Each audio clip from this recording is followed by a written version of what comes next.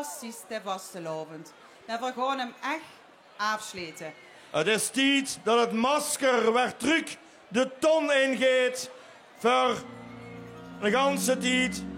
En op de 11 van de 11e, dan gaan we beginnen, maar zo wie is het nog niet. We gaan afsluiten hier, de Limburgse vastelovend wordt prachtig.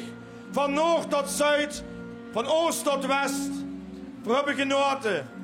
En we hebben ook hier genoten, hier op de grote Gulpener vastelovensfinale, samen met u allemaal. Zoveel kippenvelmomenten. Mag ik naar voren vragen? En ze staan hier al neven mij. Kom naar voren. Jan-Paul Rutte, directeur van de Gulpener Beerbrouwerie. En onze burgemeester Nicole Rutjes, raammakers. Lieve burgemeester, hoe zie je het nu het meest trots op? Ja, dat we hier in Gulpen heel Limburg bij elkaar houden om het in deze sfeer de vastelovend af te sluiten. Ja, dat maakt me super trots. Dank je. En Jan-Paul, wat heb ze toch in dat beer gedaan als ik al die lui al die dag zijn gaan?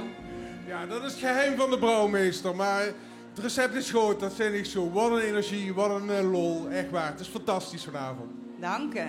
Ja, dan is aan u genoeg en het is een dubieuze eer, maar toch met masker in de kist te laten gaan.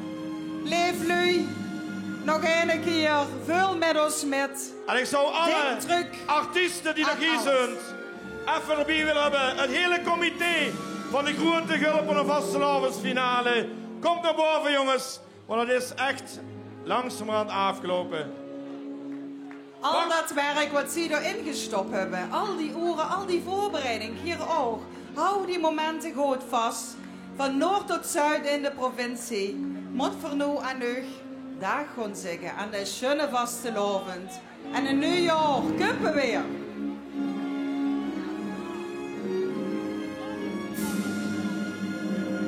En dan gaat het masker echt de kiezen. Dat wordt carnaval 2023. Winker met. Oh, hij wil niet. Gaat het toch echt gebeuren? Zullen we hem toemaken? Nee. Nog één keer. Limburg. Alaf. Limburg. Alaf. Vastelovend in Limburg. Alaf. Toe.